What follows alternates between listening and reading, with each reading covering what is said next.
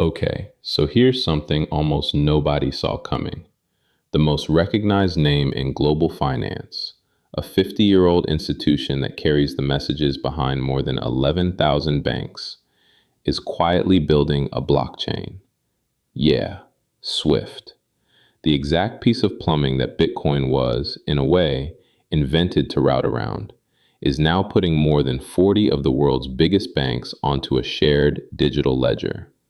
JPMorgan, HSBC, Deutsche Bank, Wells Fargo. And here's the part that gets me. This network underpins something like $150 trillion a year, and it has never once touched an actual dollar. Not one. So how does that work? And why is the old guard building the thing crypto promised would replace it?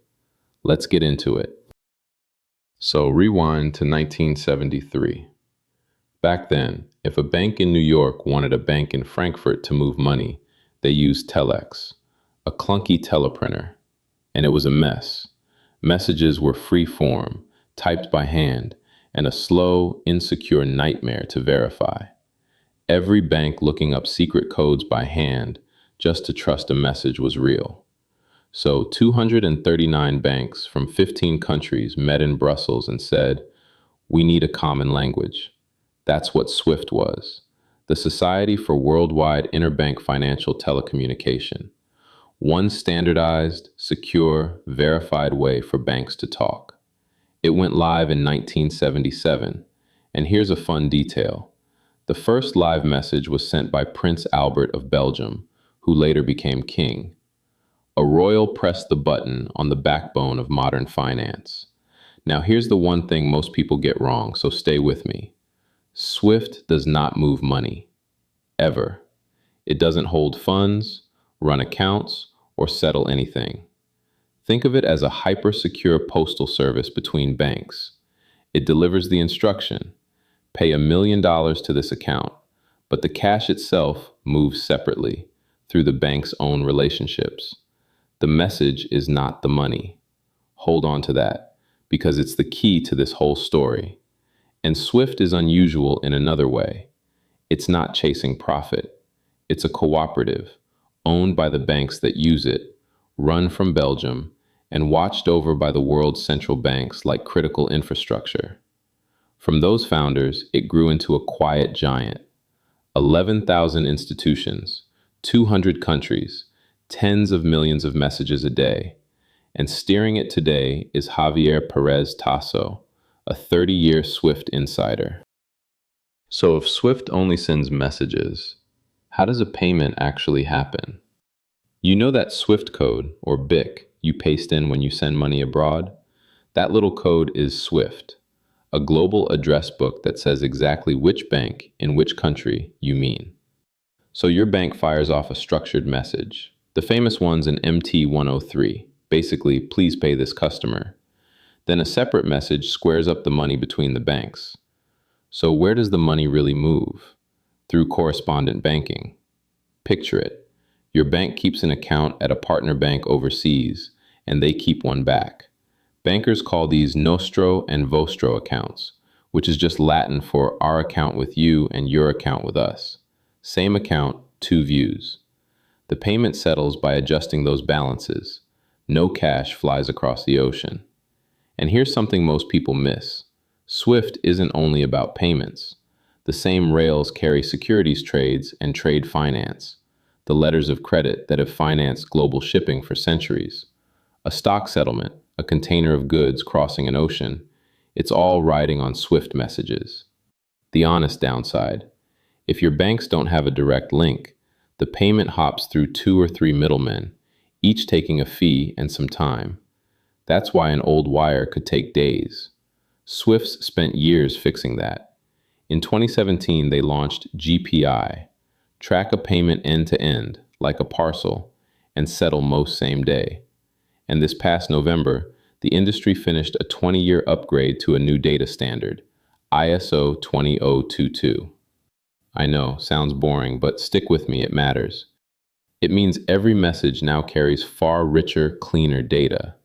And that clean data is the fuel for everything coming next. Because here's the tension. On a blockchain, the message and the money become one thing, moving together instantly. And that's exactly what Swift's design keeps separate. So the technology that threatens Swift most is also the most tempting upgrade it could make. Okay, this is the part that genuinely made me sit up. In September 2025, at its big annual conference in Frankfurt, Swift's CEO got on stage and announced they're adding a blockchain to their own infrastructure, a shared ledger.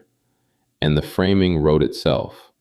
Blockchains were supposed to replace Swift, and now Swift is building one. So what is it? A shared digital ledger that records and validates payments between banks, so everyone gets one synchronized view of a transaction around the clock. And instead of volatile crypto, it runs on tokenized deposits, which is just regular bank money, the dollars and euros already in your bank, represented digitally so it can move on chain. All the upside of blockchain, none of the price drama. Now the tech. The early prototype was built with Consensus, a big Ethereum software firm. But the version they're building now runs on Hyperledger Besu, open source, permissioned so only approved banks are on it, compatible with Ethereum's tooling, and crucially, no token, nothing to trade. This is institutional plumbing, not a casino. And the lineup behind it? More than 40 institutions across 16 countries. JPMorgan, HSBC, Deutsche Bank, MUFG, Standard Chartered, Wells Fargo, Societe Generale, and many more. As for when, they're moving from design into building, aiming to run real live transactions during 2026. So this isn't a someday white paper, it's a this year thing. And the why is the whole story. Stablecoins are exploding. Banks are launching tokenized deposits. Rivals like Canton are pulling real volume. Swift looked at all that and decided, rather than get disrupted, we'll build the bridge ourselves and stay in the middle. Whether a 50-year-old cooperative can actually pull that off, that's the real question. So let's be honest for a minute, because no 50-year-old institution reinvents itself for fun. Something pushed Swift here. The first pressure is geopolitical. Because Swift is so central, it's twice been used as leverage.